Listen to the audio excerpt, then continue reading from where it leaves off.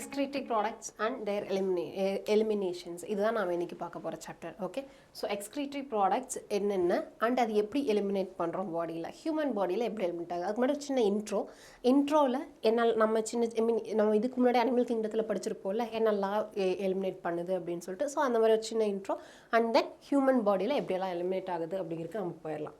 Okay, so introduction. So animals accumulate என்னெல்லாம் accumulate பண்ணுது? Yes, ammonia, urea, uric acid, then sodium, potassium. Yes, எதெல்லாம் பாடிக்கு எக்ஸஸாக இருக்கோ அதெல்லாமே பாடி எலிமினேட் பண்ணும், right? Carbon dioxide. Yes, very good.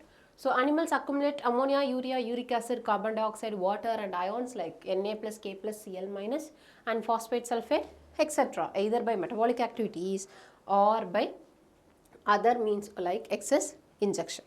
So அதிகமாக சாப்பிட்றதுனாலையோ இல்லை அதிகமாக எக்ஸ்க்ரீட் ஆகிறதுனாலையோ மெட்டபாலிக் ஆக்டிவிட்டீஸ்னாலையோ எக்ஸ்க்ரீஷனில் இதெல்லாம் வரலாம். தி substance have to be remove totally R partially.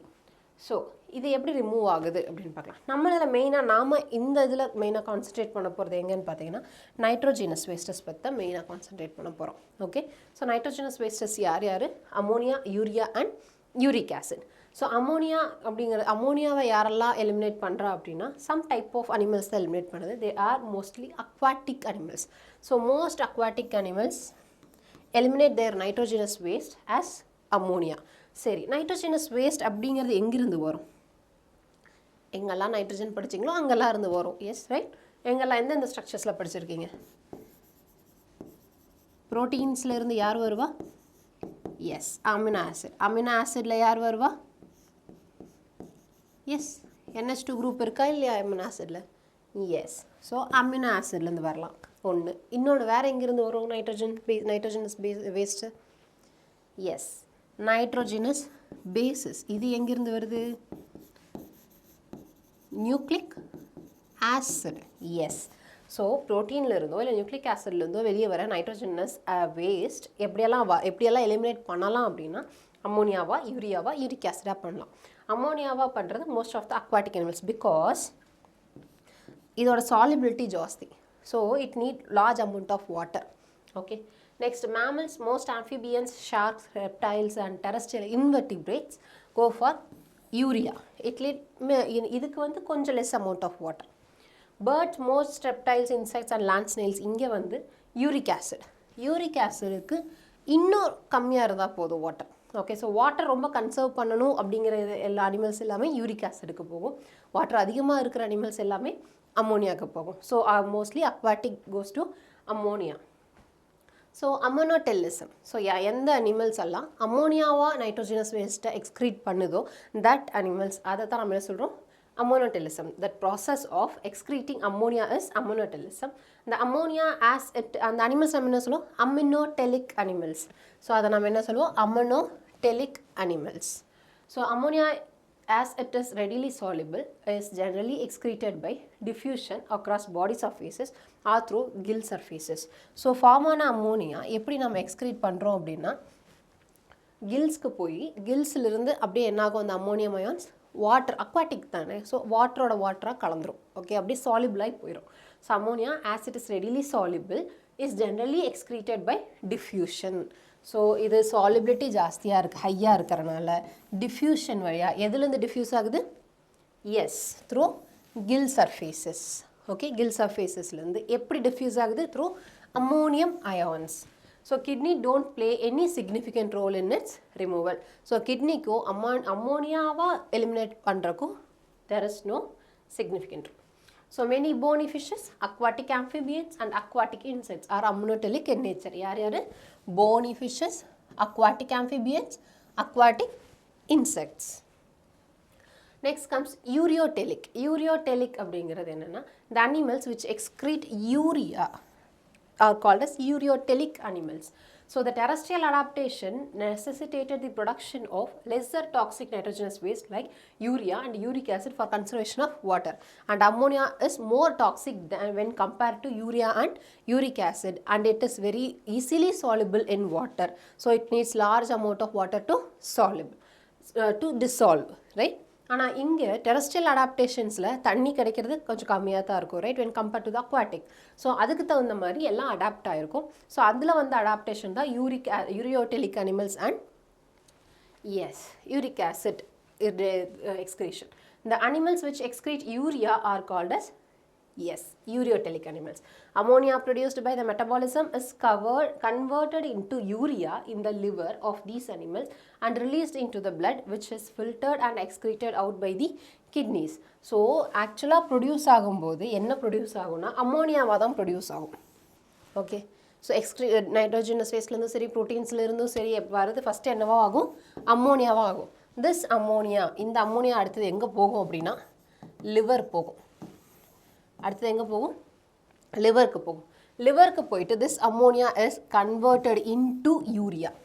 Okay, அப்புறமா அது யூரியாவை கன்வெர்ட் பண்ணி அது அடுத்தது எங்கே வரும், excretory organsக்கு வரும். Okay, so ammonia produced by the metabolism is converted into urea in the liver of these animals and released into the blood, which is filtered and excreted out by the kidneys. So some amount of urea may be retained in the kidney matrix of some of these animals to maintain the desired osmolarity. So osmolarity வேணுங்கிறதுக்காக some amount of urea retain பண்ணி வச்சுக்கும், பாக்கி எல்லாமே excrete பண்ணிரும். So mammals, many terrestrial amphibians and marine fishes mainly excrete urea. Next comes uricotelic. Uricotelic are the animals which secrete nitrogen, which excrete nitrogenous waste as uric acid. This one is ureotelic. Here it is urea, ureotelic. And inge is uricotelic. That is nothing but uric acid. Okay. The animals which excrete nitrogenous waste as a uric acid in the form of pellets or paste with a minimum loss of water and are called uricotelic. So minimum loss of water இருக்கும் இதில். So இது கண்டிப்பாக பார்த்துருப்பீங்க. This is nothing but a waste of lizard. Okay, so இதில் இந்த மாதிரி இருக்குல்ல, so these are the nitrogenous waste. So இதே மாதிரி பேர்ட்ஸ்லையும் பார்த்துருப்பீங்க இந்த white colour, right. So reptiles, birds, land snails and insects excrete nitrogenous waste as uric acid. Next comes variety of excretory structures in animal kingdom. நம்ம animal kingdomத்தில் என்னெல்லாம் variety of excretory structures படித்தோம், just ஒரு brush up மட்டும் பார்த்துக்கலாம். So protonephridia படித்தோம், right. எங்கே பார்த்தீங்க புரோட்டோனெஃப்ரீடியா? எஸ், பிளாட்ஹெல்மின்தஸில் படிச்சிங்க protonephridia, are it is also called as flame cells. ஏன் அதை நம்ம ஃப்ளேம் செல்ஸ்ன்னு சொல்கிறோம், அதோட சீலியாவை பார்க்கும்போது நமக்கு எப்படி இருக்கும், எஸ் ஃப்ளேம் மாதிரி இருக்கும், அதனால் நம்ம அதை ஃப்ளேம் செல்ஸ்ன்னு சொல்கிறோம். So protonephridia are flame cells, they are the excretory structures in Platyhelminthes, that is nothing but flat worms. Example Planaria. வேறு எங்கெல்லாம் இருக்குது, rotifers and some annelids and the cephalochordata amphioxus. Okay, protonephridia are primarily concerned with the ionic and fluid volume regulation, that is osmoregulation, right. இதெல்லாம் நம்ம already animal கிங்டத்தில் படித்தோம். Next comes nephridia. இது எங்கே பார்த்த ஞாபகம் இருக்குது உங்களுக்கு? Yes, earthworm. They are the tubular structures of earthworms and other annelids. Nephridia helps to remove nitrogenous waste and maintain a fluid and ionic balance. Okay, எங்கே இருக்கும், கட்டில் இருக்கும், செப்டம், அங்கே நெஃப்ரிடியா இருக்கும். Okay, next comes Malpighian tubules. Malpighian tubules நம்ம எங்கே பார்த்தோம்? They are the excretory structures of most of the insects, including cockroaches. Malpighian tubules helps in the removal of nitrogenous waste and regulation. Yes, இது எங்கே பார்த்தோம், எந்த இடத்துல இருக்குது, digestive சிஸ்டத்தில் எங்கே இருக்குது? எஸ், மிட் கட்டுக்கும் ஹைன் கட்டுக்கும் நடுவில் இருக்குது Malpighian tubules, right. Next comes antennal glands or green glands. இது எங்கே பார்த்தோம்? Yes, crustaceans. They perform excretory function in crustaceans like prawns. So எங்கே இருக்கும் இது? ஆண்டனாவோட பேஸில். So antennal glands will be there. Okay, இதுக்கு முன்னாடி நம்ம என்ன பார்த்தோம், ஃபுல்லாக இன்ட்ரொடக்ஷன் பார்த்தோம், ரைட். இதுக்கு முன்னாடி நீங்கள் அனிமல் கிங்டத்தில் என்ன படிச்சிங்க, அதுக்கப்புறம் என்ன எக்ஸ்க்ரீஷனோட சும்மா ஒரு ஓவரால் பார்த்தீங்க. இப்போ நம்ம என்ன போகிறோன்னா ஹியூமன் எக்ஸ்க்ரீட்டரி சிஸ்டம் அப்படின்னா என்னென்னு பார்க்க போகிறோம். ஓகே, ஹியூமன் எக்ஸ்க்ரீட்டரி சிஸ்டத்தில் என்னெல்லாம் இருக்குது? First a pair of kidneys இருக்குது. எவ்வளோ கிட்னிஸ் இருக்குது? 2 kidneys. So pair of kidneys, pair of ureter, 2 ureter இருக்குது, and 1 bladder and 1 urethra. இதில் நிறைய பேர் எங்கே மிஸ்டேக் பண்ணுவீங்கன்னா யுரேட்டருக்கும் யுரேத்ராக்கும் அங்கே போய் கன்ஃபியூஸ் ஆகிடுவீங்க. ஸோ யுரேட்டருங்கிறது கிட்னி டு பிளாடர் கனெக்ட் ஆகிறது, யுரேத்ரா அப்படிங்கிறது bladder to outside connect ஆகிறது. Okay, it's an opening.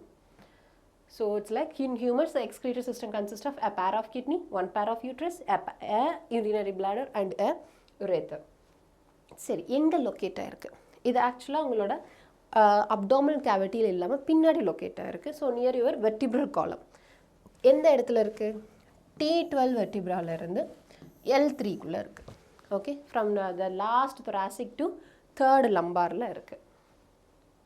So the kidneys they are reddish brown. அது நமக்கு ஆல்ரெடி தெரியும் என்ன கலரில் இருக்குது, ரெட்டிஷ் ப்ரௌன். அண்ட் என்ன ஷேப்பில் இருக்குது kidneys? They R in bean shaped. So the bean shaped structure situated between the levels of last thoracic. Last thoracic na எவ்வளோ vertebrae இருக்கு thoracicல? 12 vertebrae. So T12 and third lumbar, that is L3 vertebra close to the dorsal inner wall of abdominal cavity. Abdominal cavityல பின்னாடி சைடில். Okay. So each kidney of an adult human measures எவ்வளவு இருக்கு? It is 10 to 12 cm in length, 5 to 7 cm in width and 2 to 3 cm in thickness. Average weight of 120 to 170 gram. இது கண்டிப்பாக நீங்கள் படிக்கணும், NEET question.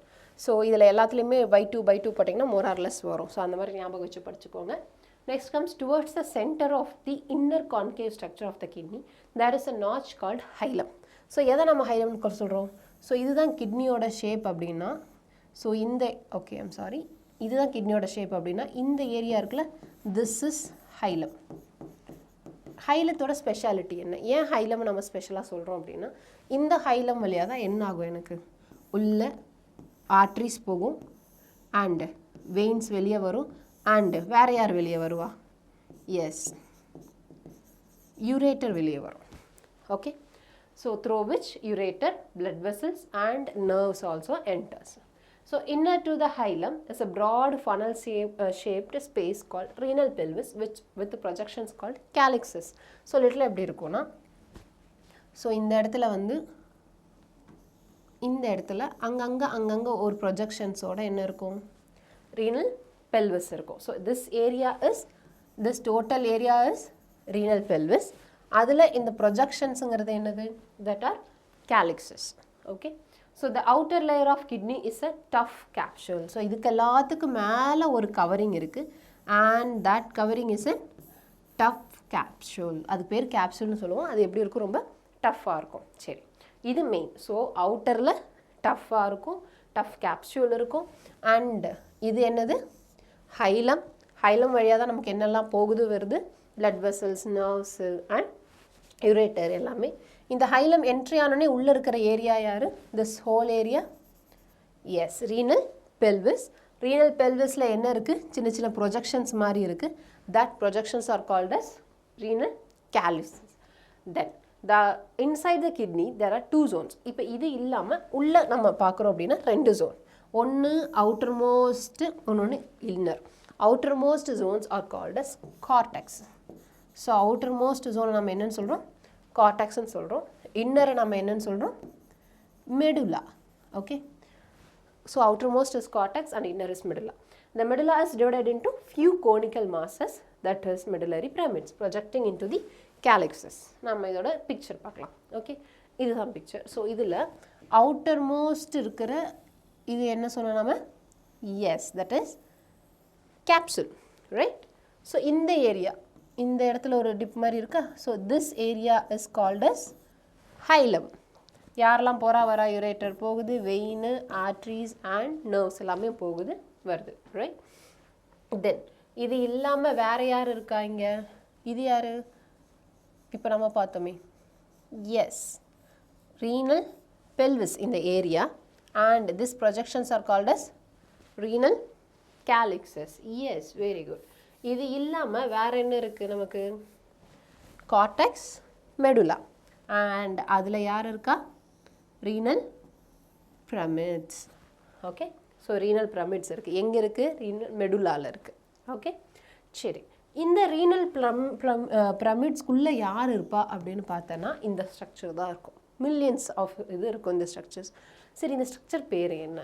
This is nephron. This is nephron. மொத்தமாக சொல்லணும்னா nephron. Okay, இதுதான் functional unit of kidney. ஏன் அது functional unit of கிட்னின்னு சொல்கிறோம்? பிகாஸ் இங்கே தான் என்ன நடக்க போகுது? நமக்கு யூரின் ஃபில்டர் ஆகி யூரின் ஃபார்மேஷன் நடக்க போகுது. ஓகே, ஸோ என்னெல்லாம் இருக்குன்னு பார்க்கலாம் இதில் ஸ்ட்ரக்சர்ஸ். ஸோ நெஃப்ரான் எடுத்துக்கிட்டோம் அப்படின்னா ஃபஸ்ட்டு ஒரு கப் ஷேப்பில் ஒரு ஆள் இருக்கும். Okay, this is called Bowman's capsule. அந்த கப் ஷேப்பில் இருக்கிறதுக்கு பேர் பவுமன்ஸ் கேப்சூல். அதுக்கப்புறம் வர்றது யார்? இந்த மாதிரி வளைஞ்சு வளைஞ்சு வளைஞ்சு வருதா? So this is PCT, proximal convoluted tubule. Okay, then கீழே வருதா? This is descending loop of Henle. So இந்த ரெண்டுமே வந்து லூப் ஆஃப் ஹென்லேவோட பார்ட். அதில் ரெண்டு பார்ட், ஒன்று டிசெண்டிங் பார்ட் ஏன்னா கீழே வருது, அண்ட் ஒன்று அசெண்டிங் பார்ட் ஏன்னா அது மேலே போகுது. Okay, these are loop of Henle. And அது இல்லாமல் இங்கே இருக்கிறது யார்? This is DCT, that is distal convoluted tubule. இனி இந்த டிஸ்டல் கன்வல்யூட்டட் டியூபியூல் எங்கே போய் கனெக்ட் ஆகிருக்கு? Collecting duct. ஓகே, கலெக்டிங் டக்டில் இருக்குது. கலெக்டிங் டக்ட்லேருந்து நேராக எங்கே வந்து போராகும்? இங்கே வந்து போராகும், ரீனல் பெல்விஸில் போராகும். ரீனல் பெல்விஸ்லேருந்து எங்கே கலெக்ட் ஆகும்? யுரேட்டரில் கலெக்ட் ஆகி ureter to bladder, bladder to urethra. Okay, so இதுதான் மொத்த ஸ்ட்ரக்சர்ஸ். இதில் நம்ம என்ன பண்ணுவோம்னா இந்த சாப்டரில் ஒன்று ஒன்றா எடுத்து செப்பரேட்டாக பார்ப்போம். ஸோ எதுக்கெல்லாம் என்னென்ன ஒர்க் இருக்குது, என்னென்ன ஃபங்க்ஷன்ஸ் இருக்குது, அண்ட் எப்படி ஒர்க் ஆகுது, ஃபிசியாலஜி என்ன, எங்கே சுச்சுவேட்டட் ஆகிருக்கு அப்படின்னு நம்ம பார்க்க போகிறோம். ஓகே, சரி. இதில் இன்னொரு ஆளை கவனிச்சிருப்பீங்க, நான் உள்ளே மட்டும்தான் சொன்னேன். இது இல்லாமல் ஆர்ட்ரிஸ் அண்ட் வெயின்ஸோட ஸ்ட்ரக்சர் இருக்குது, கரெக்டாக? அது ஒரு தனி நெட்வொர்க்கே ஃபார்ம் பண்ணுது. அமரேட் அந்த நெட்வொர்க் எப்படி ஃபார்ம் ஆகுதுன்னு நம்ம இப்போ பார்க்க போகிறோம். ஸோ அதில் ஃபஸ்ட்டு ரீனல் ஆர்ட்ரி உள்ளே வரும். எங்கே வருது? பவுமன்ஸ் கேப்சூலுக்குள்ளே வருது. And inside the Bowman's capsule they will form a network. நல்லா சுருண்டு ஒரு நெட்வொர்க் மாதிரி ஃபார்ம் பண்ணோம். அண்ட் தட் அங்கேருந்து வெளியே வரும். ஓகே, உள்ளே போகிற இதுக்கு பேர் afferent arteriole. What it is? Afferent arteriole. Okay, அங்கேருந்து ஒரு ஆள் வெளியே வருதுக்கு பேர் efferent arterioles. ஓகே, இதுவும் ஆர்ட்ரி தான், இதுவும் ஆர்ட்ரி தான். வேணும்னு மார்க் பண்ணக்கூடாது, மார்க் பண்ண சொல்லி கேட்பாங்க, பார்ட்ஸ் கொடுத்து கேட்பாங்க நீட்டில். So this is afferent arteriole and that one is efferent arteriole. So இது உள்ளே போய் ஃபார்ம் பண்ணுதில்ல, திஸ் திங், இந்த காயிலாக, that is named as glomerulus. So Bowman's கேப்சூலுக்குள்ளே யார் இருக்கா? glomerulus இருக்குது. glomerulus எதனால் மேடப் ஆகிருக்கு? afferent arterioleனால.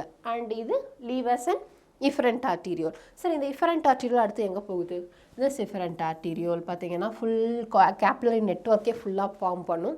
and it will form blood vessels network around Henle's loop also. Okay, இனி Henle's loopலேருந்து அப்படியே என்னாகும்?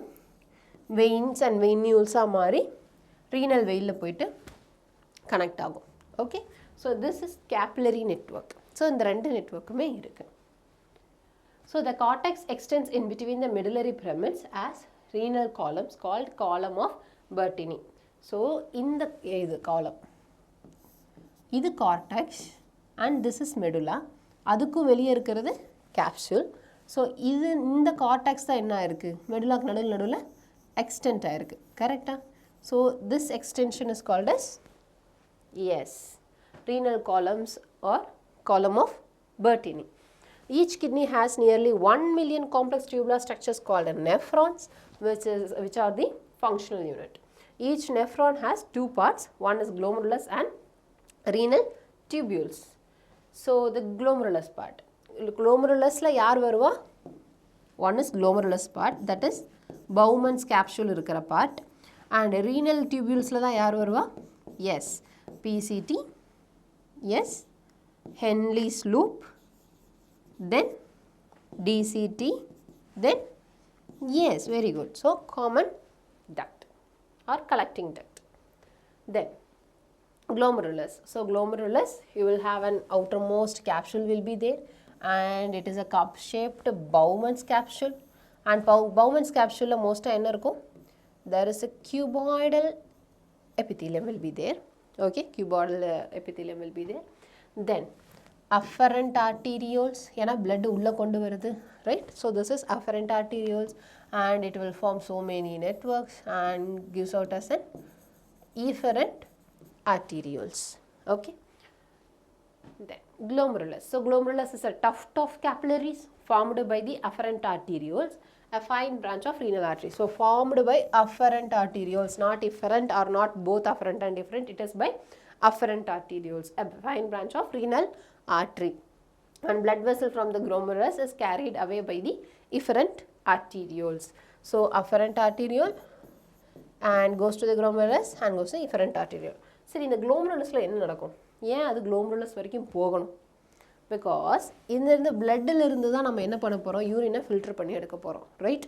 ஸோ இந்த பிளட் இதில் போயிட்டு மொத்தமாக முடிஞ்சு வெளியே வருது இல்லை? ஸோ அந்த கேப்பில் என்ன ஆகும்னா இங்கே ஃபில்ட்ரேஷன் நடக்கும். ஓகே, ஸோ இதிலிருந்து ஃபில்டர் ஆகி பவுமன்ஸ் கேப்சூல்குள்ளே வரும் ஃபில்ட்ரேட். அண்ட் அங்கேருந்து என்ன ஆகும், அந்த ஃப்ளூயிட்ஸ் பிசிடி டிசிடி அந்த மாதிரி ஃபுல்லாக போகும். Okay, so the renal tubule begins with a double-walled cup-like structures called Bowman's capsule, which encloses the glomerulus. So this is double-walled. The glomerulus along with Bowman's capsule is called as Malpighian body or renal corpuscle. So Bowman's capsule plus வேறு யார், glomerulus, இந்த ரெண்டும். So இந்த ரெண்டையும் சேர்த்து நம்ம என்னன்னு சொல்லுவோம், Malpighian body or renal corpuscle அப்படின்னு சொல்லுவோம். சரி, ஸோ இதெல்லாம் தான் பார்ட்ஸ். ஒன்ஸ் மோர் நம்ம ஜஸ்ட் பார்ட்ஸ் மட்டும் ரீகலெக்ட் பண்ணலாம். So first one is an artery, renal artery, and this one is afferent arteriole, this one efferent arteriole. Then comes network, I mean blood capillary network around the nephron. அதில் ஸ்பெஷலாக ஹென்லிஸ் loop கிட்ட இருக்கிற capillary network ஒரு பேர் இருக்குது, that is vasa recta. Okay, that name is vasa recta. Then what is this? That is glomerulus. And this one, yes, try to remember, what is it? Bowman's capsule, very good. Then what is this? Yeah, very good, it's PCT, that is proximal convoluted tubule. And what is it? Yes, Henle's loop or loop of Henle. So this one is descending loop of Henle and this one is ascending loop of Henle. Okay, then what is this? Yes, this is DCT. Okay, and this one collecting duct. So yes, so இதெல்லாம் தான் parts of nephrons. So the tubule continues further to form highly coiled network, that is proximal convoluted tubule. A hairpin shaped Henle's loop is next part of the tubule, which has a descending and an ascending limb. An ascending limb continues as another highly coiled tubular region called distal convoluted tubule, that is DCT. The DCTs of many nephrons open into a straight tube called collecting duct, many of which converge and open into the renal pelvis through medullary pyramids in the calyxes. So இங்கே பார்க்குற இந்த cuttings எல்லாம் இருக்குது பார்த்தீங்களா, stem cut மாதிரி இருக்குல்ல. So இதெல்லாம் என்னது, ஒரு நெஃப்ரான்ஸ்லேருந்தும் டிசிடி வந்து கனெக்ட் ஆகிறது. So this is a common. Okay okay so இது இந்த மாதிரி தான் இருக்கும். இதுதான் பிரமிடு. இது நம்ம பார்த்தோம்ல அந்த கிட்னி நடுவில் இருக்கிற பிரமிட்ஸ். ஸோ இப்படி இருக்குது அப்படின்னா ஹைலம். இதில் நாம் நிறையா பிரமிட்ஸ் பார்த்தோம், ரைட்? இந்த மாதிரி அதில் ஒரு பிரமிடை நான் ஃபோக்கஸ் பண்ணி காமிச்சிருக்கேன். ஸோ அதுதான் இந்த மாதிரி இருக்கும். ஓகே, ஸோ அந்த பிரமிடுக்குள்ளே இந்த ரெண்டு தான் இருக்குமான்னு கேட்டால் no, there will be thousands and millions இருக்கும். பட் நான் உங்களுக்கு பிக்சர் கிளியராக தெரியுதுக்காக நான் ரெண்டு மட்டும் போட்டு காமிச்சிருக்கோம். ஓகே, ஸோ இதில் எப்படி அரேஞ்ச் ஆகிருக்கு அப்படின்னு பாருங்கள். So this is Bowman's capsule and this highly coiled structure is, yes, PCT. Then comes descending limb of vasa recta, sorry, loop of Henle, I'm really sorry, that is loop of Henle. Then this is ascending limb of loop of Henle, right? Then comes another highly coiled structure, that is distal convoluted tubule. So remember the picture, distal convoluted tubule is always near to the glomerulus or Bowman's capsule or Malpighian body. Okay, ஏன்னா glomerulus plus Bowman's capsule is Malpighian body. So Malpighian bodyக்கு பக்கத்துலேயே இருக்கும். Okay, so இந்த மாதிரி தான் structures இருக்கும். சரி, இது இல்லாமல் இந்த ரெண்டு நெஃப்ரானுக்கும் ஏதாவது டிஃப்ரென்ஸ் உங்களுக்கு தெரியுதா? Any difference? Yes yes, very good. இங்கே என்ன இருக்குது? வாசா ரெக்டா இருக்குது. இங்கே வாசா ரெக்டா இருக்கா? இல்லை. ஏன்னா செல்ல நெஃப்ரான்ஸில் இருக்கிற Henle's loop is very lengthy and it will go deeper into the inner medulla. ஓகேவா? ஸோ அந்த மாதிரி இருக்கிறதுல யார் இருப்பா? வாசா ரெக்டா ஜாஸ்தியாக இருக்கும். ஓகே, ஸோ வாசா ரெக்டா அதில் இருக்கும். So this type of nephrons are called as cortical nephrons. These are medullary nephrons or juxtamedullary nephrons. என்னன்னு பார்ப்போம். ஓகே, ஸோ இது ரீனல் கார்டெக்ஸ் ஏரியாலேயே முக்காவாசியோட அதோட இது முடிஞ்சிறதுனால நம்ம இதை கார்டிக்கல் நெஃப்ரான் அப்படின்னு சொல்கிறோம். அண்ட் மெடுலரி பிரமிடில் வரைக்கும் டீப்பாக போகிறதுனால ஜஸ்டாமெடுலரி நெஃப்ரான்ஸ் அப்படின்னு சொல்கிறோம். Okay, so the Malpighian corpuscles, PCT and DCT of the nephrons are situated in the cortical region of the kidney, whereas loop of Henle dips into the medulla. So இது வரைக்கும் cortical region. So நம்மளோட Malpighian bodies and DCT, PCT and எல்லாமே எங்கே நிற்குது? Yes, very good. Cortex region நிற்குது. In majority of the nephrons, the loop of Henle is too short and extends only very little into the medulla. So that type of nephrons are called as cortical nephrons. Next, in some of the nephrons, the loop of Henle is very long and runs deep into the medulla. That is called as juxtamedullary nephrons. The efferent arteriole emerging from the glomerulus forms a fine capillary network around the renal tubule called as peritubular capillaries. A minute vessel of this network runs parallel to the Henle's loop, forming a U-shaped vasa recta. The vasa recta is absent or highly reduced in cortical nephrons. So, absent or highly reduced. Okay, sentence question. இது கொடுத்துட்டு true or false sentence கேட்பாங்க. Okay, next, urine formation. சரி, எப்படி urine formation நடக்குதுன்னு பார்க்கலாம். எங்கே start ஆகுது urine formation? urine formation start ஆகுறது Malpighian பாடியில். எஸ், Malpighian பாடியில் தான் ஃபஸ்ட்டு urine ஸ்டார்ட் ஆகும். தென் இங்கிருந்து ஃபில்டர் ஆகி அடுத்து எங்கே போகும்? Yes, PCT to Henle's loop, then DCT, then collecting duct, right? So எப்படி ஆகுதுன்னு நம்ம பார்க்கலாம். First, the urine formation involves three main processes, namely that takes place in the different parts of the nephron. Okay, what are these things? Let's see. Three main processes. One is glomerular filtration. That is the first thing happens. What is that? Glomerular filtration. So it happens in glomerulus part, that is in Malpighian body. So next comes reabsorption and next comes secretion. So both is happening there. Reabsorption நடக்குது and secretion into the urine நடக்குது. எதெல்லாம் நமக்கு வேண்டாமோ அதை நம்ம யூரின்ல secrete பண்ணி விட்டுருவோம் and எதெல்லாம் நமக்கு வேணுமோ அதை யூரின்லேருந்து reabsorb பண்ணிடுவோம். ஓகே, and ஃபஸ்ட்டு glomerular filtrationல தான் என்ன ஃபார்ம் ஆக போகுது? யூரின் ஃபார்ம் ஆக போகுது. Okay, so let's see. Glomerular filtration என்ன நடக்குதுன்னு பார்க்கலாம். First, the first step in the urine formation is the filtration of blood, which is carried out by the glomerulus. That is called glomerular filtration. On average எவ்வளோ நடக்குதுன்னு பாருங்கள். 1100 to 1200 ml of blood is filtered by the kidney per minute, which constitutes roughly 1/5 of the blood pumped out by each ventricle of the heart in a minute. So this is very important. So நீங்கள் heart எவ்வளோ pump பண்ணுதோ அதில் 1/5 of the thing வந்து என்ன ஆகுது? ஆனால் average கிட்னியில் per மினிட்டில் filter ஆகிக்கிட்டே இருக்குது. ஓகே, தென் என்ன நடக்குதுன்னு பார்க்கலாம். ஸோ பிளட்டு வருது. பிளட்டில் இருக்கிற எல்லாமே ஃபில்டர் ஆகி போயிடுமா?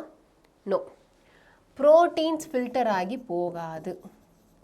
ப்ரோட்டீன்ஸ் போகுமா? போகாது.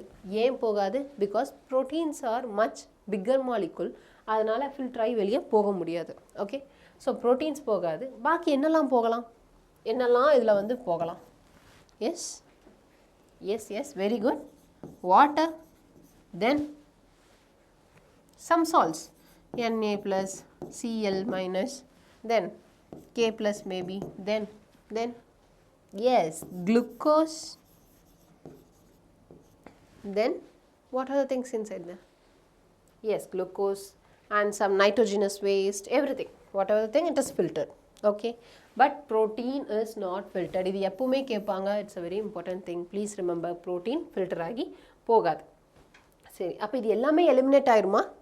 நோ நோ, இது எல்லாமே எலிமினேட் ஆகாது. நம்ம என்ன பண்ணுவோம்? இதுக்கு முன்னாடி என்ன படித்தோம்? செக்ரேஷன் அண்ட் ரீஅப்சார்ப்ஷன் இருக்குன்னு படித்தோம். கரெக்டாக? ஸோ ரீஅப்சார்ப்ஷனில் எதெல்லாம் வேணுமோ அதை நம்ம எடுத்துப்போம். அது எப்படி நம்ம இனி பார்க்கலாம் லைனாக.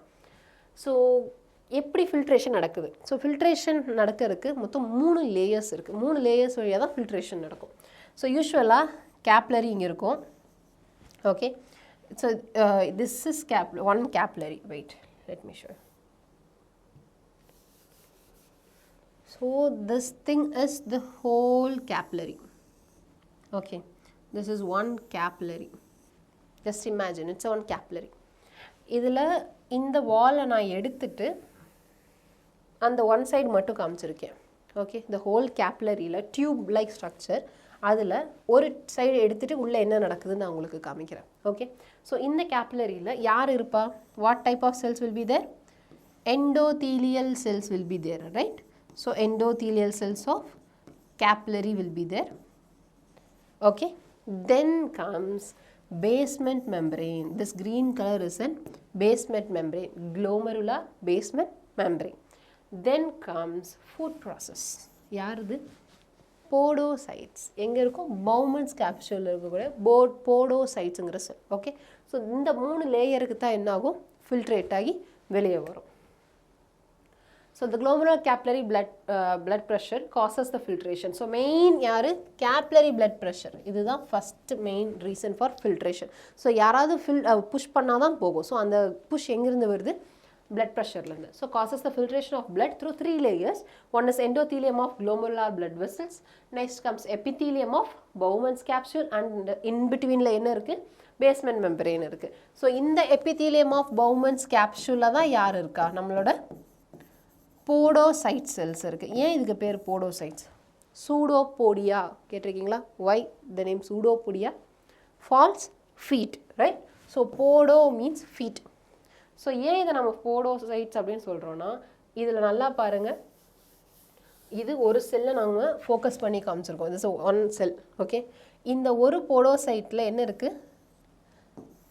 S, feet like appendages is there, right? அதனால் இதை நம்ம என்னன்னு சொல்கிறோம்? S, podocyte. ஸோ இது என்னன்னு சொல்லுவாங்கன்னா ஃபுட் ப்ராசஸ் அப்படின்னு சொல்லுவாங்க. It is in food process. Okay, so இது எதில் இருக்குது? Bowman's capsule epithelial. Okay, then the epithelial cells of Bowman's capsule called podocytes are arranged in an intricate manner so as to leave some minute spaces called filtration slits or filtration pores. இதில் எங்கே filtration slits and pores இருக்கு? Yes, this thing. So இது வழியாக என்ன ஆகும்? filter ஆகி வெளியே வரும். Okay, then blood is filtered so finely through these membranes that almost all constituents of the blood plasma except proteins passes onto the lumen of the Bowman's capsule. So protein போகாது. Okay, therefore it is considered as a process of ultrafiltration. அதனால தான் நம்ம என்னன்னு சொல்கிறோம்? Ultrafiltration. Again, what are the 3 layers? Yes, endothelium of blood vessels, then comes glomerular basement membrane, and then next one is, yes, epithelium of Bowman's capsule, and it is called as podocytes. Very good. So the amount of filtrates formed by the kidney per minute is called as glomerular filtration rate.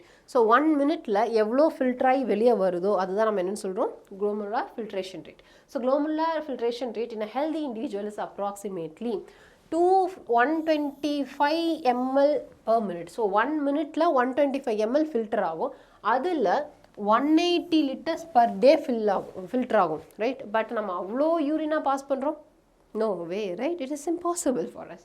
So இதில் என்ன நடக்குது அப்படின்னா, நம்ம சொன்ன reabsorptions plays an major role. Okay, so ரீஅப்சார்ப்ஷனால தான் கம்மியாகுது. So the kidney have built-in mechanism for the regulation of glomerular filtration rate. So one such efficient mechanism is juxtaglomerular apparatus.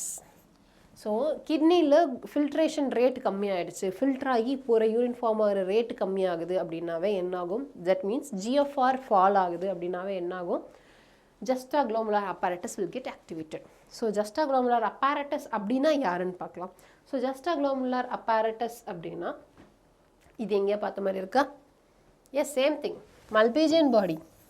This is afferent arteriole, efferent arteriole, உள்ள இருக்கிற yes glomerulus, and then epithelium, everything. Okay, சரி, இதில் எது நம்மளோட JG apparatus, that is juxtaglomerular apparatus, அதை நம்ம ஜேஜிஏன்னு சொல்லுவோம், இல்லைனா ஜேஜி apparatusன்னு சொல்லுவோம். ஸோ எது இந்த ஏரியாக்குள்ளே இருக்கிறது தான் யார்? JG apparatus. ஸோ ஜேஜி apparatusங்கிறது ஒன்றும் கிடையாது. The some cells of distal convoluted tubule will get modified into macula densa and some cells of afferent arteriole will modified into JG cells. That is, JG apparatus is something different from JG cells. JG apparatusங்கிறது மொத்தமாக சேர்த்து சொல்கிறது. JG cells அப்படிங்கிறது afferentல இருக்கிற changed cells. So juxtaglomerular cells will be there. So இந்த juxtaglomerular cells ஓட main function என்னன்னா, it will release renin. எப்பெல்லாம் GFR கம்மி ஆகுதோ அப்போ renin will get released.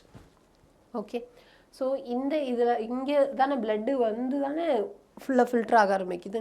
So blood இங்கே வரும்போதே அதோட ப்ரெஷரை மெஷர் பண்ணும். ஓகே, ஸோ அதோட பிளட் ப்ரெஷர் கம்மியாக இருக்குன்னா filtration obviously going to be slow. So automatically GFR will be slow. அதனால என்னாகும், ரெனின் வில் கெட் ரிலீஸ்ட். இந்த மெக்கானிசம் நம்ம கொஞ்சம் போனதுக்கப்புறம் லாஸ்ட் டைம் பார்க்கலாம். Okay, ரெகுலேஷனில். So one such efficient mechanism is carried by juxtaglomerular apparatus. JGA is a special sensitive region formed by cellular modifications in the distal convoluted tubule and the afferent arteriole at the location of their contact. Rendu contact vara edathila. So it's like this is distal convoluted tubule, this one is afferent arteriole. இந்த ரெண்டு contact வர இந்த இடத்துல தான் என்ன இருக்கும், changes இருக்கும். Okay, இது மொத்தமாக சேர்ந்தது தான் JG apparatus. A fallen GFR can activate the JG cells to release renin, which can stimulate the glomerular blood flow and thereby the GFR back to the normal.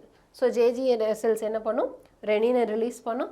This renin will regulate by increasing the blood pressure. So blood pressure increase achna automatically GFR will get increased. Glomerular filtration also will get increased. Okay. And comparison of the volume of the filtrate formed per day, that is 180 liter per day, with that of the urine released, எவ்வளோ urine usually release ஆகும், 1.5 liters only. So 180 filter ஆகி அதில் 1.5 liters தான் output ஆகுது. இப்போ பாக்கி எல்லாம் எங்கே போச்சு, reabsorbed. Yes, suggests that nearly 99% of the filtrate has to be reabsorbed by renal tubules. So this process is called as reabsorption. So என்ன நடக்குது, ஸோ இங்கிருந்து ஃபஸ்ட்டு குளோமரலஸ்லேருந்து எல்லாமே என்ன ஆகுது, ஃபில்ட்ரேட் ஆகுது. ஸோ பவுமன்ஸ் கேப்சூல்லேருந்து அடுத்து எங்கே வருது, எஸ் பிசிடி. பிசிடியில் என்ன ஆகுது, சிலதை நம்ம ரீஅப்சார்ப் பண்ணுறோம், சிலதை நம்ம செக்ரீட் பண்ணுறோம். தென் கம்ஸ் டவுன், இது என்னது, descending limb of, yes loop of Henle. இங்கே என்ன நடக்குது, டிசெண்டிங் லிம்பில் it is permeable to water. Okay, so water full வெளியே ரிலீஸ் ஆகும். ஸோ ஆஸ்மாசிஸில் ஃபுல்லாக வாட்டர் வெளியே வரும். Then it will get highly concentrated, right, water ஃபுல்லாக போச்சுன்னா. அண்ட் தென் அசெண்டிங் லிம்பில் என்ன நடக்கும், சால்ட் பம்பை வச்சு NaCl ஃபுல்லாக வெளியே தள்ளிடும். ஓகே, இது நம்ம டீட்டெயிலாக பார்ப்போம். Just giving you overall view. Okay, so NaCl ஃபுல்லாக வெளியே தள்ளிடும். அண்ட் அகெயின் என்ன ஆகும், கான்சன்ட்ரேஷன் டிக்ரீசஸ். அண்ட் இங்கே என்ன நடக்கும், some reabsorption is happening and secretion also happening. And DCT la conditional reabsorption will takes place. What is it? Conditional reabsorption. So what is that conditional reabsorption? எப்போ வேணுமோ எப்போ தேவைப்படுதோ அப்போ சொல்லும்போது மட்டும் ரீஅப்சார்ப் பண்ணுறது. பிசிடியில் பை டிஃபால்ட்டாகவே ரீஅப்சார்ப்ஷன் நடக்கும். பட் டிசிடியில் பை டிஃபால்ட்டாக ரீஅப்சார்ப்ஷன் நடக்கும். ஆனால் நமக்கு வேணும்னா இன்க்ரீஸ் பண்ணிக்கலாம், வேணும்னா கம்மி பண்ணிக்கலாம். Okay, that will happen only in DCT, not in PCT. Then comes collecting duct. Okay okay சரி, அப்போ என்னெல்லாம் ரீஅப்சார்ப் ஆகுதுன்னு பார்க்கலாம். So the tubular epithelial cells in different segments of nephron perform this either by active or passive mechanism. So எல்லாமே வந்து active மெக்கானிசத்தில் தான் ஆகுதானா கிடையாது, எல்லாமே பாசிவாக நடக்குதானா அதுவும் கிடையாது. ஸோ சிலது வந்து ஆக்டிவாக இருக்கும், சிலது வந்து பாசிவாக இருக்கும். So for example substances like glucose, amino acid, Na+, etcetera இந்த ஃபில்ட்ரேட் ஆர் ரீஅப்சார்ப்ட் ஆக்டிவ்லி. ஸோ யாரெல்லாம் ஆக்டிவாக ரீஅப்சார்ப் பண்ணுறா, it's an equation. So glucose, amino acid and sodium Na+, இதெல்லாம் என்ன ரீஅப்சார்ப் ஆக்டிவ்லி. வேறஸ் யார் பாசிவாக டிரான்ஸ்போர்ட் பண்ணுறா, nitrogenous waste. Okay, so reabsorption of water also occurs passively in the initial segments. Okay, next so என்னெல்லாம் வந்து ஃபில்ட்ரேட்டில் composition என்னன்னு பார்க்கலாம். First filtrate ஆகி வரும். ஸோ அந்த ஃபில்ட்ரேட்டில் யார் இருப்பா? ஃபஸ்ட் யார் இருக்க மாட்டான்னு சொல்லுங்கள். S, very good. ப்ரோட்டீன் கண்டிப்பாக இருக்காது. பாக்கி யாரெல்லாம் இருக்கா? Water, NaCl, bicarbonate, H+, urea, glucose, amino acid, some drugs will be there, right? So இந்த ஃபில்ட்ரேட் என்ன ஆகும்? PCT, அப்புறம் Henle's loop of Henle, அதுக்கப்புறம் distal convoluted tubule, அதுக்கப்புறம் எஸ் கலெக்டிங் டக். ஸோ இந்த இது வழியாக இதாகி போய் எங்கே வந்து கீழே வரும்? யூரினா கலெக்ட் ஆகும் ரீனல் பெல்வஸில், ரைட்? ஸோ இதெல்லாம் எங்கே நடக்குது? கார்டெக்ஸ். இதெல்லாம் எங்கே நடக்குது? மெடுலா. ஓகே, ஸோ யாரெல்லாம் கார்டெக்ஸில் இருக்கா? Bowman's capsule, PCT, DCT. மெயினாக யார் கீழே இருக்கா? கலெக்டிங் டக்டும் லூப் ஆஃப் ஹென்லையும். சரி, இதில் என்னெல்லாம் ரீஅப்சார்வ் ஆகுதுன்னு பார்க்கலாம். So these all are reabsorption. என்னது? எல்லா நியூட்ரியன்ஸும் எங்கே ரீஅப்சார்வ் ஆகும்? PCTயில். Yes. Then NaCl, water and bicarbonates. இங்கே என்ன ரீஅப்சார்வ் ஆகுது? Same NaCl, water, bicarbonates. இங்கே எக்ஸ்ட்ராவாக நியூட்ரியன்ஸ், குளுக்கோஸ் இதெல்லாமே ரீஅப்சார்வ் ஆகும் PCTயில். ஓகே, ஸோ என்னெல்லாம் செக்ரேட் ஆகுது? Some drugs and poison secreted into the filtrate so that eliminate ஆகும் இந்த யூரினில். நெக்ஸ்ட்டு H+, இங்கே K+ம் H+ம், ரைட்? இனி டிசெண்டிங் லிம்பில் வாட்டர் எஸ் ரீஅப்சார்வ் ஆகுது. அசெண்டிங் லிப்பில் NaCl ரீஅப்சார்வ் ஆகுது. ஓகே, அண்ட் இங்கே காமன் டக்டில் NaCl, water and bit of urea. ஆக்சுவலாக யூரியா நைட்ரோஜனஸ் வேஸ்ட் தானே, பட் ஏன் நாம அங்கே ரீஅப்சார்வ் பண்ணுறோம் அப்படின்னா for osmolarity, to maintain the medullary osmolarity. அதுக்காக கொஞ்சமாக நம்ம ரீஅப்சார்வ் பண்ணி வச்சுப்போம். Okay, so tubular secretion. During the urine formation, tubular cells secrete substances like H+, K+, and ammonia into the filtrate. So the tubular secretion is also important step in urine formation as it helps in maintaining the ionic and acid balance of the body fluids. It's very important. So tubular secretion is ரொம்ப important for maintaining the ionic and acid balance. So reabsorptionல என்னெல்லாம் reabsorption ஆகுதுன்னு பார்க்கலாம். So tubular epithelial cells in different segments of nephron perform this either by active or passive mechanism. So reabsorptionல ரெண்டு varieties இருக்கு. ஒன்று active இல்லைனா passive. So யார் active யார் passivன்னு பார்த்து வச்சுக்கோங்க. It's a question, NEET question. So substance like glucose, amino acid, Na+, இதெல்லாமே எப்படி நடக்குது? By absorbed actively. Okay. Nitrogenous base எப்படி நடக்குது?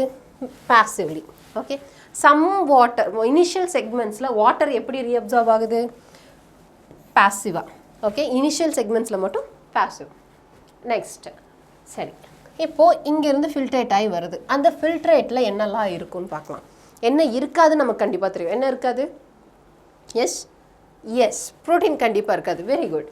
ஸோ வேறு என்னெல்லாம் இருக்கும் அப்படின்னா கண்டிப்பாக வாட்டர் இருக்கும். Then NaCl, bicarbonate, H+, urea, glucose, amino acid and some drugs will be there. Okay, சரி, இதில் amino acids, glucose and other நியூட்ரியன்ஸும் இருக்கும். ஸோ அதெல்லாம் என்ன ஆகும்னா PCTலேயே ரீஅப்சார்ப் ஆயிரும். ஓகே, ஸோ மேக்ஸிமம் ரீஅப்சார்ப்ஷன் அங்கேயே நடக்கும். மேக்ஸிமம் ரீஅப்சார்ப்ஷன் எங்கே நடக்கும்? PCTயில் தான் நடக்கும். ஸோ PCTலேயே nutrients, NaCl, H2O, water and bicarbonate எல்லாமே ரீஅப்சார்ப் ஆகும். என்னெல்லாம் செக்ரேட்டட் ஆகும்? Some drugs, poisons and H+ ions. DCTயில் NaCl, வாட்டர் அண்ட் பைகார்பனேட் என்ன செக்ரேட் ஆகும்? K+ and H+. அண்ட் இது என்னது? டிசெண்டிங் லிம்பா, அசெண்டிங் லிம்பா? எனிவன்? இது டிசெண்டிங் லிம்பா, அசெண்டிங் லிம்பா? Yes, very good. Descending limb, ஏன்னா கீழே போட்டிருக்கு, right? So it's a descending limb, கீழே வருது. ஸோ இதில் வாட்டர் ரீஅப்சார்ப்ஷன் நடக்கும். அசெண்டிங் லிப்பில் NaCl ரீஅப்சார்ப்ஷன் நடக்கும். Very good. கலெக்டிங் டக்டில் NaCl ரீஅப்சார்ப்ஷன் நடக்கும். தென் யூரியா அண்ட் வாட்டர் நடக்கும். ஏன் யூரியா நடக்குதுன்னு சொன்னோம்? Can you remember? ஏன் யூரியா நடக்குது? Anyone? Yes, for maintaining osmolarity.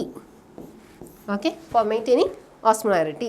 So எதுக்கு இங்கே NaClலும் யூரியாவும் மெயினாக எதுக்கு நம்ம ரீஅப்சார்ப் பண்ணுறோம் அப்படின்னா மெடுலரி ஆஸ்மாலிட்டியை மெயின்டைன் பண்ணுறக்கு. We already no.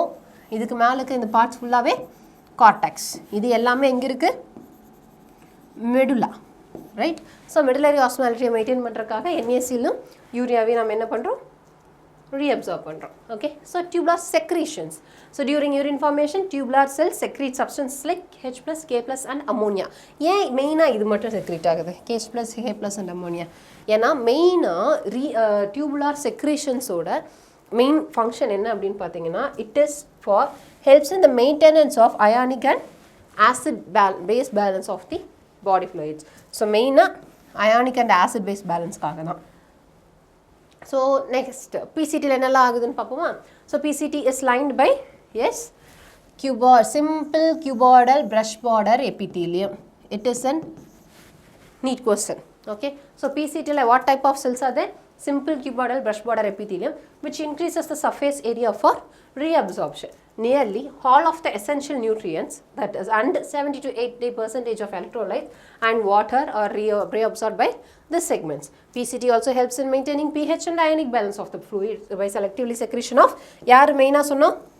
Yes, H plus, K plus and ammonia into the filtrate by absorption of yaar absorb pandrom?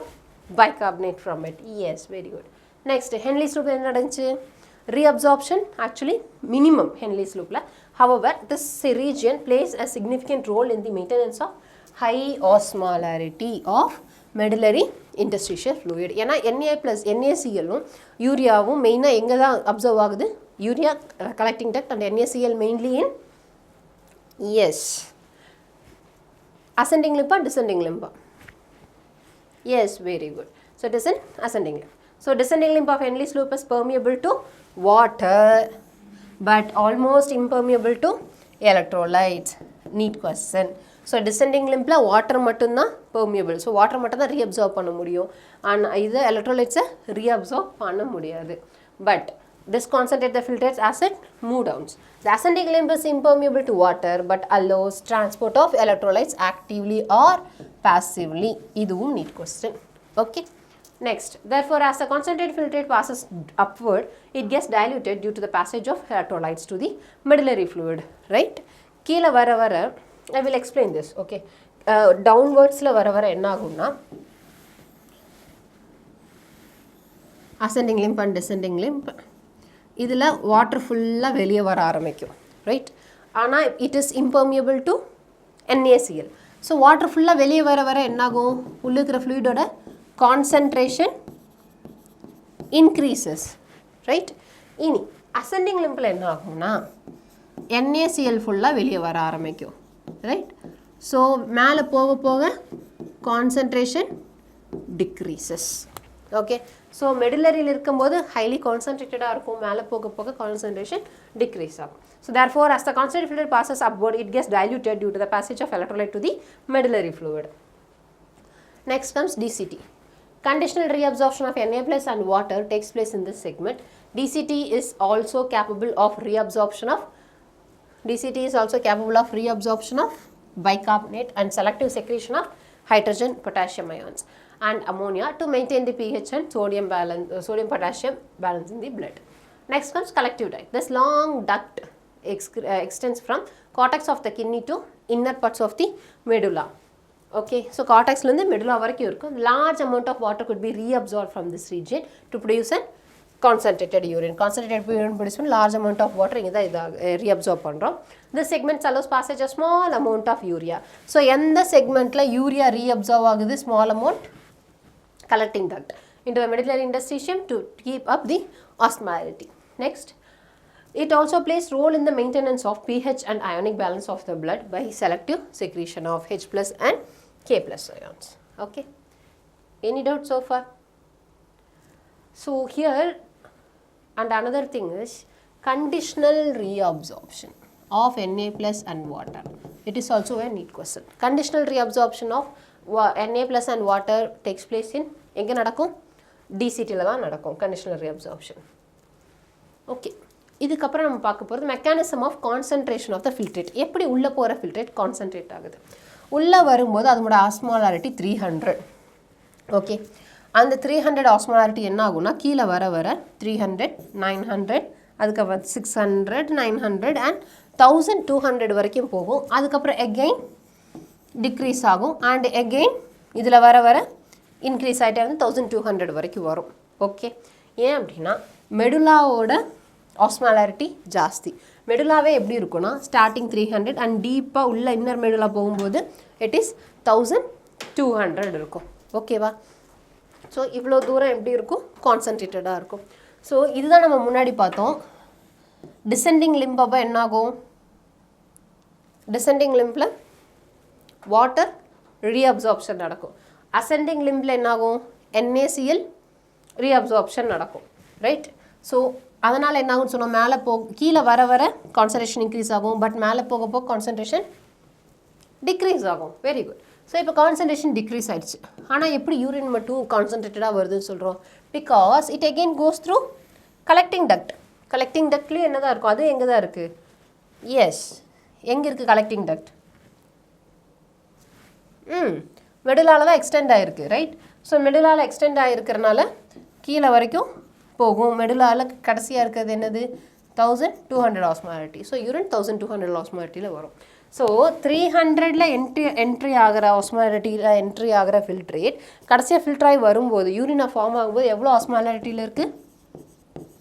1200, which means 4 times கான்சன்ட்ரேட்டடாக வருது. எப்படி கான்சன்ட்ரேட்டடாக வருதுன்னு தான் நம்ம இந்த மெக்கானிசத்தில் பார்க்க போகிறோம். Okay. So the mammals have ability to produce a concentrated urine. The Henle's loop and vasa recta plays significant role in this. யார் யார் மெயின் ரோல் ப்ளே பண்ணுறா? Henle's loop and vasa recta. So the flow of filtrate in the two limbs of Henle's loop in the opposite direction and thus forms a counter current mechanism. Right? ஒன்றில் கீழே flow ஆகும், இன்னொன்றில் towards upward flow ஆகும். கரெக்டாக? So this is called as counter current. So இதில் counter current இருக்கும். Vasa ரெக்டாலையும் அதே மாதிரி தான். இது கீழே, இது இந்த சைட் லிம்ப் மேலே. ஸோ இதுவும் counter current. So the blood flow through the two limbs of vasa recta is also in counter current pattern. So the proximity between Henle's loop and vasa recta as well as the counter current in them help in maintaining and increasing osmolarity towards inner medullary interstitium. So what helps in maintaining and increasing osmolarity towards inner medullary interstitium? Yes, proximity between Henle's loop and vasa recta. அப்படின்னா என்னது? Henle's loopம் vasa rectaவும் எவ்வளோ பக்கத்தில் இருக்கோ அது. So that is proximity, பக்கத்தில் இருக்கிறது. So பக்கத்தில் இருக்கிறதுனாலையும் அண்ட் அதில் இருக்கிற கவுண்டர் கரண்ட், இந்த ரெண்டு தான் மெயின் ரீசன் ஆஸ்மாலிட்டி இன்க்ரீஸாக இருக்குது. எந்த ரெண்டு மெயின் ரீசன்? ஒன்று proximity between Henle's loop and vasa recta, பக்கத்தில் இருக்கிறது. And then counter current opposite டைரக்ஷனில் ஃப்ளோ ஆகிறது. So it's maintaining and increasing osmolarity towards the inner medullary interstitium, that is from 300 osmol in the cortex to about 1200 milliosmol, 300 milliosmol per liter in the cortex to about 1200 milliosmol per liter in the inner medulla. Okay, this gradient is mainly caused by NaCl and urea. So NaCl and urea எங்க reabsorption நடந்துச்சு? மெயினா மெடுலால எங்க நடந்தது? Yes, ascending limb or descending limb of vasa recta? Very good, ascending limb of vasa recta. Urea? It is only in, yes, collecting duct. So, எப்படி நடக்குதுன்னு பார்க்கலாம். இது நம்ம யூஷுவலாக இருக்கிற என்னது? Nephron, right? So, இது என்ன limb? இது என்ன லிம்புப்பா? இப்படி வருதுல, கீழே வருதுல. This one is descending limb. This one is ascending limb. Descending limb கொஞ்சம் மெல்லிசா இருக்கும், ascending limbல கொஞ்சம் தடிமனா இருக்கும். ஓகே, சரி. இதுல இருந்து ஃபுல்லா என்ன வெளியே வருது? வாட்டர் வெளியே வருது. ரைட்? இது கூட வாசா ரெக்டா எப்படி இருக்கும்னு பார்த்தீங்கன்னா இதுக்கு ஆப்போசிட்ல இருக்கும். ஸோ இட்ஸ் லைக் வாசா ரெக்டாவை நான் வரையணும்னா எப்படி இருக்கும்? ஸோ அதுலேயும் உல்டாவாக ஃப்ளோ ஆகும். இப்போ இங்கே மேலேனா இது கீழே, இங்கே கீழேனா இது மேலே, அந்த மாதிரி ஃப்ளோ ஆகும். ஓகே, ஸோ இங்கே என்ன நடக்கும்னா இதிலிருந்து என்ன வெளியே வருது? வாட்டர் வெளியே வருது. ரைட்? அந்த வெளியே வர்ற வாட்டரை வாசா ரெக்டா வாங்கிக்கும். இங்கே மெடுலாவில் விட்டால் என்ன ஆகும்? மெடுலாவில் ஆல்ரெடி உங்களுக்கு எப்படி இருக்குது? இது மெடுலாவில் முன்ன கார்டெக்ஸில் 300 இருக்கும், அதுக்கப்புறம் அப்படியே 600, அப்புறம் அப்படியே 900, அப்புறம் அப்படியே 1200 வரைக்கும் இருக்கும். கரெக்டாக? ஸோ இப்போ வாட்டர் ஃபுல்லாக நான் மெடுலாவில் விட்டால் என்ன ஆகும்? இந்த ஆஸ்மாலிட்டி ஆக்சுவலாக டிக்ரீஸ் ஆயிரும். ரைட்? ஸோ அதனால் என்ன ஆகும்னா வாட்டர் ஆக்சுவலாக மெடுலாக்கு போகாது, பட் யார் எடுப்பா? வாசா ரெக்டா எடுத்துக்கும். ஓகே, அதே மாதிரி இங்கேருந்து ரிலீஸ் ஆகிற NaClயும் யார் எடுத்துப்பா? வாசா ரெக்டா எடுத்துக்கும். ஓகே, ஸோ ஆஸ்மாலிட்டினால தான் H2O வெளியே வருது, கரெக்டாக? ஸோ இப்போ ஆஸ்மாலிட்டி இந்த H2O வெளியே வர இங்கே என்ன ஆகணும்? ஆஸ்மாலிட்டி டிக்ரீஸ் ஆகணும், ரைட்? அப்புறம் ஒரு ஈக்லிபிரியம் வரும், அதுக்கப்புறம் ஃப்ளோ நடக்காது. அதுதானே உண்மை. ஆக்சுவலாக நமக்கு யூஸ்வலாக எப்படி நடக்கும்? ஒரு hypertonic solution and hypotonic solution இருக்குது அப்படின்னா, so let it be the hypertonic solution.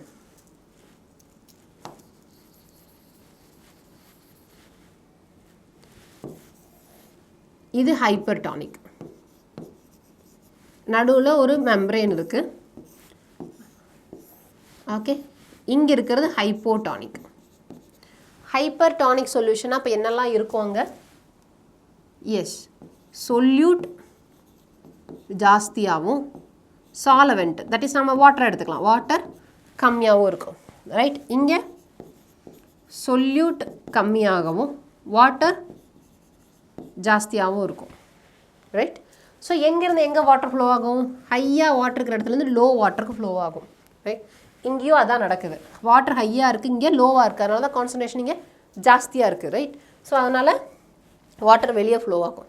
ஆனால் இந்த வெளியே ஃப்ளோ ஆகிற வாட்டர் யார் எடுத்துகிட்டு போயிடுறா? வாசா ரெக்டா வந்து வெளியே வர வாசா ரெக்டா எடுத்துகிட்டு போயிடும். அப்போது இங்கே இருக்கிற கான்சன்ட்ரேஷன் டிக்ரீஸ் ஆகுமா? ஆகாது. ஸோ என்னாகும்? உள்ளே வந்து போகிற வரைக்கும் வாட்டரை வெளியே ரிலீஸ் பண்ணிகிட்டே தான் இருக்கும். இது எப்போ இந்த ஃப்ளோ ஸ்டாப் ஆகும்?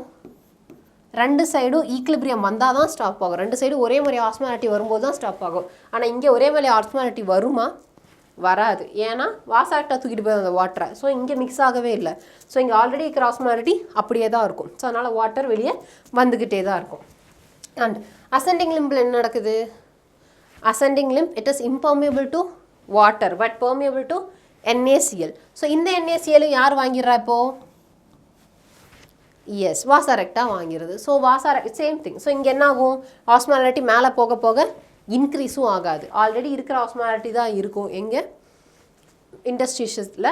அண்ட் இங்கேயும் என்ன ஆகும்? ஆஸ்மாலிட்டி டிக்ரீஸ் ஆகிட்டே இருக்கும். ஏன்னா சொல்லிட்டு கொடுத்துட்டே இருக்கும்ல, அதனால் ஆஸ்மாலிட்டி டிக்ரீஸ் ஆகிட்டே இருக்கும். அண்ட் தென் இங்கே வருவோம். கலெக்டிங் டக்டில் என்ன நடக்குதுன்னு பார்க்கலாம். கலெக்டிங் டக்டில் என்ன ஆகும்? இங்கே வரும்போது கம்மியான ஆஸ்மாலிட்டியில் வரும். அண்ட் இங்கே கீழே வர என்ன ஆகுது? ஆஸ்மாலிட்டி இன்க்ரீஸ் ஆகுது. ஸோ என்னாகும்? இது வாட்டர் வெளியே வரும். Okay, not NaCl, water. யார் வெளியே வருவா? வாட்டர் வெளியே வர ஆரம்பிக்கும். ஸோ வாட்டர் வெளியே வந்துச்சுன்னா என்னாகும்? கான்சன்ட்ரேஷன் இன்க்ரீஸ் ஆகிட்டே வரும். அண்ட் கூட சேர்த்து யாரும் வெளியே வருவா? யூரியாவும் ஸ்மால் அமௌண்ட் வெளியே வரும். ஏன்னா இங்கே வாட்டர் வெளியே வர என்ன ஆயிரும்? இண்டஸ்ட்ரியலோட ஆஸ்மாலிட்டி டிக்ரீஸ் ஆக ஆரம்பிச்சிடும், ரைட்? ஸோ அது டிக்ரீஸ் ஆகாமல் இருக்கணுங்கிறக்காக யூரியாவை கொஞ்சமாக ரீஅப்சர்வ் பண்ணிக்கும். Okay, urea is also solute. So சொல்யூட்டை அப்சர்வ் பண்ணும்போது என்ன ஆகும்? ஆஸ்மாலிட்டி மெயின்டைன் ஆகும். ஸோ இங்கே என்ன ஆகும்? 300, 400, 600, 900 and 1200. ஸோ யூரினில் அவுட்புட் யூரின் எவ்வளோ இருக்கும்? 1200 milliosmolன்னு இருக்கும். Okay, so the countercurrent mechanism. The NaCl is transported by the ascending lymph of Henle's loop, which is exchanged with descending lymph of vasa recta. So ascending lymph of Henle's loop exchanged with descending lymph of vasa recta. So this is descending lymph, this is ascending lymph of vasa recta. Okay, இப்படி தான் arrange ஆயிருக்கும். So NaCl is returned to the interstitium by ascending portion of vasa recta. Similarly, so இதில் என்ன ஆகும்னா இதெல்லாம் observe பண்ணுறது, but release பண்ணும்போது என்ன ஆகும்னா இது எல்லாத்தையும் வாங்கி வாசா ரெக்டானால் வச்சுருக்க முடியாது, ரைட்? வாசா ரெக்டா இப்படி திரும்பி இப்படி போகும்போது என்ன ஆயிரும்? NaCl ஃபுல்லாக ரிலீஸ் பண்ணிடும். ஸோ அசெண்டிங் லிம்பில் NaCl மறுபடியும் எங்கே வரும்? இண்டஸ்ட்ரீஷியத்துக்கு வரும். So NaCl is returned to the interstitium by ascending lymph portion of vasa recta. So இது எல்லாமே பொட்டன் question. NaCl returned to interstitium by யார்?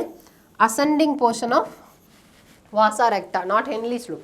So similarly, small amount of urea enters thin segment of ascending lymph of Henle's loop, which is transported back to interstitium by collecting tube. So கொஞ்சம் ஒரு small amount of urea எங்கே add ஆகும்? Yes, thin segment of ascending lymph. But அது மறுபடியும் என்ன ஆயிரும்? collecting ductலேருந்து திருப்பி இன்டர்ஸ்டிஷியத்துக்கு வந்துடும். The above described transport of substance facilitated by special arrangement of Henle's loop and vasa recta is called the countercurrent mechanism. So நம்ம சொன்ன மாதிரி இது Henle's loop, இதுவும் Henle's loop, இது ascending, இது descending. இதெல்லாம் யாரு? வாசா ரெக்டா. வாசா ரெக்டால இது ascending, இது descending. ஸோ இங்கிருந்து ரிலீஸ் ஆகிற NaCl இது வாங்கிக்கும், இங்கிருந்து ரிலீஸ் ஆகிற வாட்டரையும் இது வாங்கிக்கும், ரைட்? அதுக்கப்புறம் இப்படி மேலே போகும்போது இது NaCl வெளியே கொடுத்துரும். So ascending limb of vasa recta NaCl interstitialக்கு கொடுத்துரும். Okay. The above described transport of substance facilitated by the special arrangement of Henle's loop and vasa recta is called as countercurrent mechanism. So இந்த ரெண்டும் சேர்ந்து தான் என்ன form பண்ணுது? countercurrent mechanism. So this mechanism helps to maintain concentration gradient in the medullary interstitium. The presence of such interstitial gradient helps in easy passage of water from collecting tubule, thereby concentrating the filtrate. என்னவா concentrate ஆகுது? urine. So human kidney can produce urine nearly 4 times concentrated. So எப்படி சொன்னோம்? Yes, 300 to 1200. So 4 times concentrated than the initial filtrate formed. Next, regulation of kidney function. எப்படி regulation நடக்குதுன்னு பார்க்கலாம். The functioning of the kidney is efficiently monitored and regulated by hormonal feedback mechanism. ஓகேவா? hormonal feedbackல மெயினா மூணு parts involved. யார் யாரு?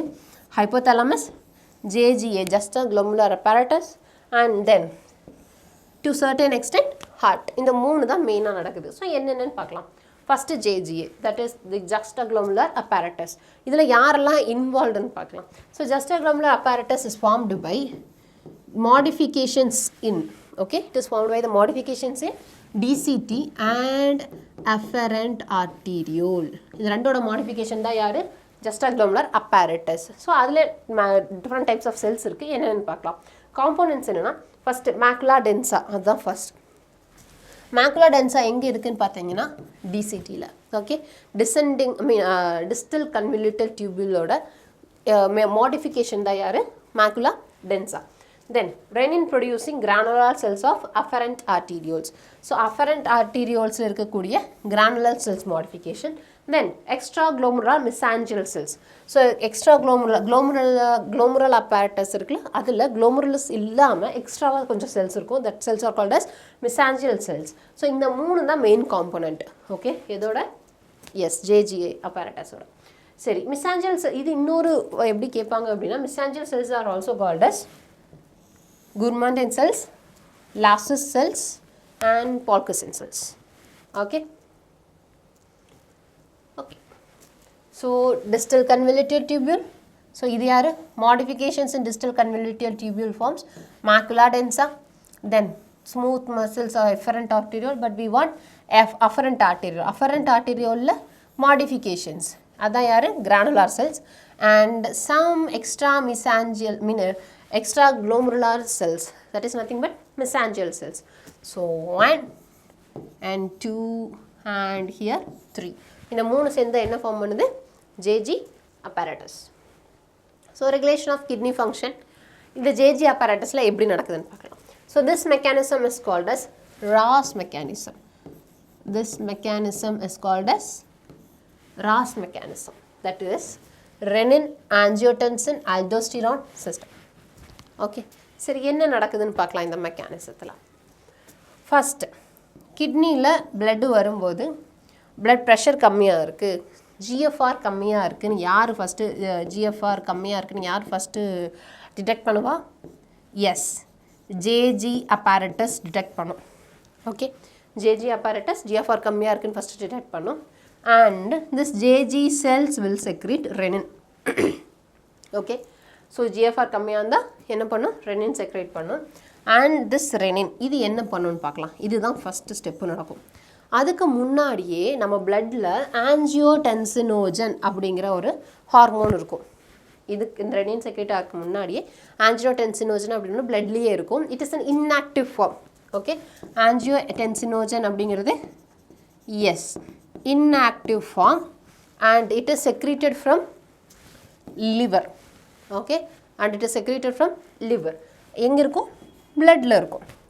This is nothing but blood vessel. So blood vessel இருக்கும் and it is inactive. இது எப்போ தேவைப்படுதோ அப்போ தான் ஆக்டிவேட்டட் ஆகும்.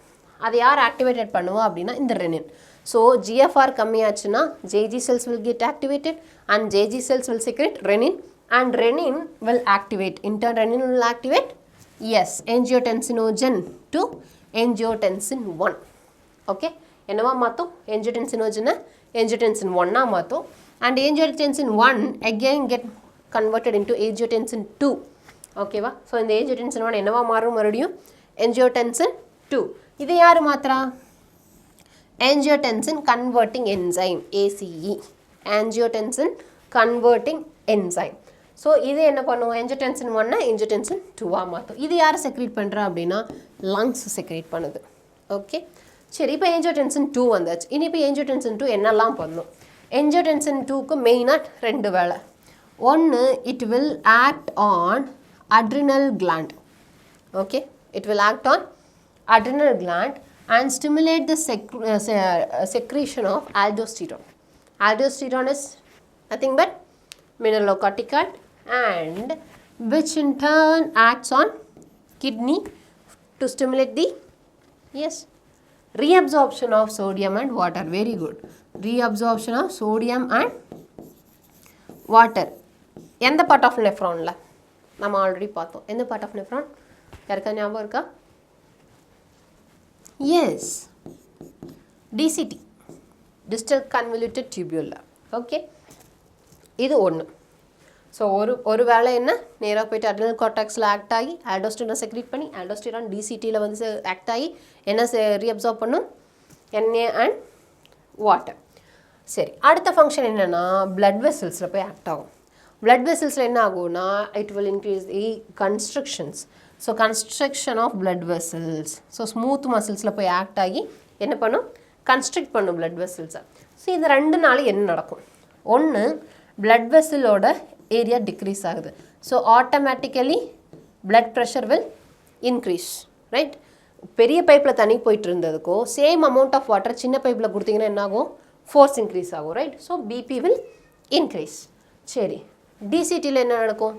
வாட்டரையும் ஸோ இதையும் அப்சர்வ் பண்ணுற ரீஅப்சர்வ் பண்ணுற. ஸோ என்ன ஆகும்? Volume, blood volume also will increase. So blood already blood vessels constrict ஆகுது அண்ட் அதில் பிளட் வால்யூமும் இன்க்ரீஸ் ஆகுதுன்னா என்ன ஆகும்? Again BP will increase.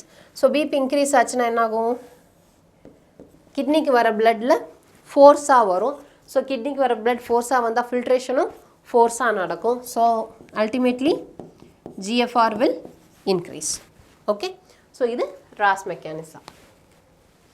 Next comes ADH or vasopressin. இது என்ன பண்ணுதுன்னு பார்க்கலாம். இது ஹைப்போதலாமஸ். ஹைப்போதலாமஸ்க்கு என்ன ஆகும்னா யூஸ்வலாக ஆஞ்சியோடென்சின் 2வும் ஹைப்போதலாமஸில் போய் சிக்னல் கொடுக்கும். மெயினாக சிக்னல் யார் போவோன்னா ஹைப்பர் ஆஸ்மாலிட்டி சிக்னல் போகும். ஓகே, ஸோ இங்கே போயிட்டு என்ன ஆகும்னா போஸ்டீரியர் பிட்யூட்டரிக்கு சிக்னல் வரும். போஸ்டீரியர் பிட்யூட்டரியில் யார் இருப்பா? எஸ், வாசோபர்சன் இருக்கும்.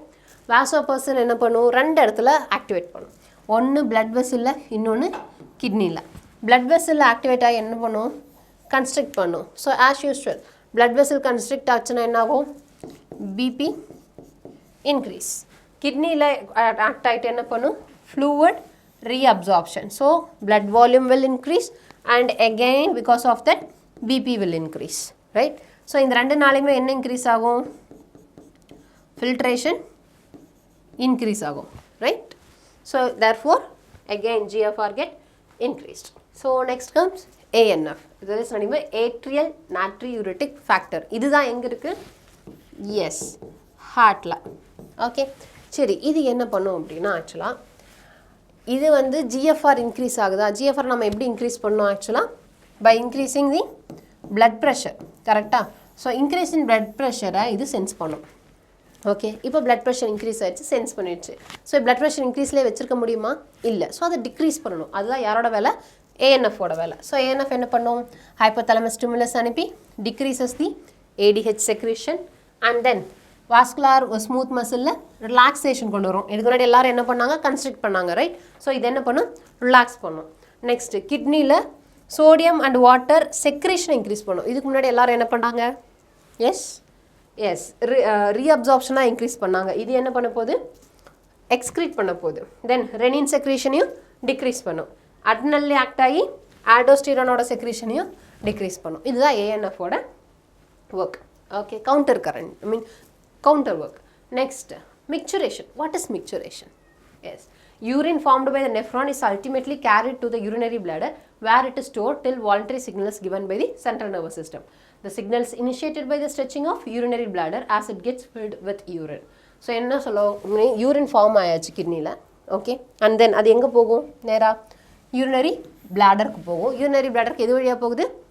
S, ureter. Very good.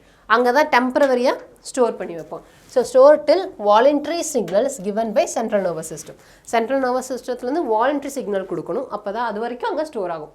சரி, எப்படி சிக்னலை எப்படி நம்ம இனிஷியேட் பண்ணுறோம் அப்படின்னா, எப்படி நமக்கு வந்து யூரின் பாஸ் பண்ணணும் அப்படிங்கிற அந்த ஃபீல் வருது அப்படின்னா என்னாகும்? பிளாடரில் ஃபுல்லாக யூரின் ஸ்டோர் ஆகும் டெம்பரவரியாக, right?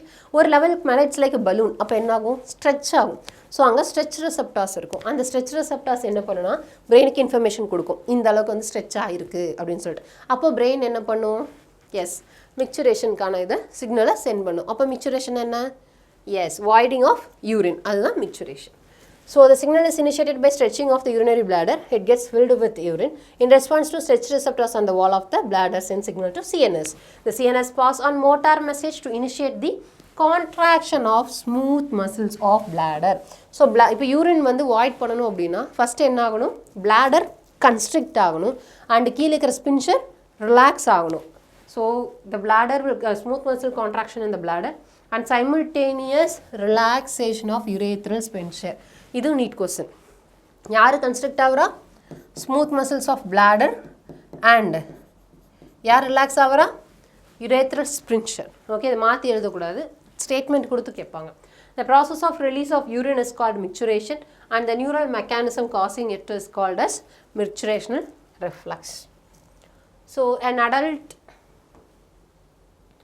adult human excrete on average 1 to 1.5 liters of urine per day. The urine formed is light yellow colored watery fluid which is highly acidic. Slightly acidic. So pH என்ன urine வருது? 6.0. Okay. Gastric pH, stomach இருக்கிற pH, yes, 1.5 and has characteristic order. So on average எவ்வளோ இருக்கும் urea secrete ஆகும்? Yes, 25 to 30 gram of urea is excreted out per day. இதுவும் neat question. Various conditions can affect the characteristics of urine. Analysis of urine helps in clinical diagnosis of many metabolic disorders as well as malfunctioning of the kidneys. For example, presence of glucose, that is glucosuria, which means glucose in urine. யூரினில் glucose இருந்தால் அது குளுக்கோஸுரியா. அப்போ நார்மலாக யூரினில் glucose இருக்குமா இருக்காதா? இருக்காது. 100% reabsorption நடக்கும். Next, ketone bodies இருந்தால் தட் இஸ் கீட்டோன்யூரியா. ஸோ இதெல்லாமே எங்கே? யூரினில். Okay, indicative of diabetes mellitus. So இந்த மெயினாக இந்த ரெண்டு எங்கே இருக்கும்? Diabetes mellitus, that is as சக்கரை வியாதின்னு சொல்கிறோம்ல அதில். ஸோ மிக்சுரேஷன் கண்ட்ரோல் எப்படி இருக்கும்? பிளாடரில் ஃபுல்லாக ஸ்ட்ரெச் ஆகும். ஸ்ட்ரெச் ஆகும்போது என்னாகும்? ஸ்ட்ரெச் ரெசெப்டார்ஸ் ஃபுல்லாக மெசேஜ் அனுப்பும். எங்கே? பான்ஸ்லேருந்து எங்கே போகும்? சென்ட்ரல் நர்வஸ் சிஸ்டம் மேலே போயிடும் கார்டெக்ஸ்க்கு.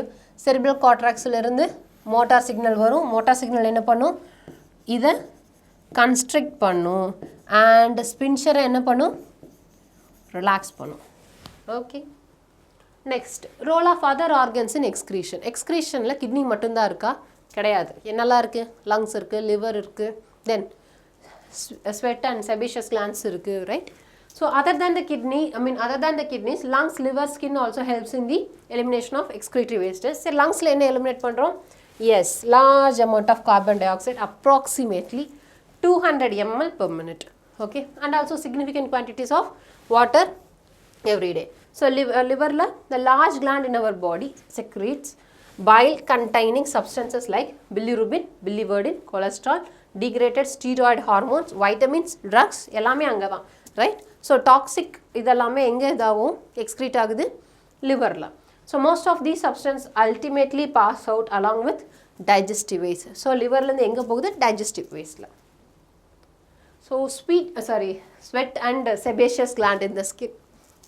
Sweat produced by the sweat glands is a watery fluid containing என்னெல்லாம் இருக்கு? NaCl, small amount of urea, then lactic acid. So என்னெல்லாம் இருக்கு sweatல? Yes, NaCl, urea, lactic acid. So sweat oda content. It is in question. Neat question. Through the primary functions of sweat is to facilitate a cooling effect on the body surface. It is also helps in the removal of some of the waste mentioned above. So primary function என்ன? Facilitate the cooling effect on the body, but secondary இந்த எல்லாத்தையும் excrete பண்ணுது. Sebaceous glands eliminate certain substances like sterols, hydrocarbons and wax through sebum. Then this secretion provides a protective oily covering for the skin. Next, some disorders of excretory systems பார்க்கலாம். First, uremia. Uremia எப்போ வரும் அப்படின்னா it is because of malfunctioning of the kidney. Kidney ஒழுங்கா வேலை பார்க்கலனா uremia வரும். So அப்போ uremiaனா என்ன? Uremia அப்படிங்கிறது accumulation of urea in blood. இதில் நிறைய பேர் மிஸ்டேக் பண்ணுவாங்க. ஏன்னா uremia அப்படிங்கிறது urea in blood. ஆனால் இதுக்கு முன்னாடி நீங்கள் பார்த்ததெல்லாம் எப்படி இருக்கும்?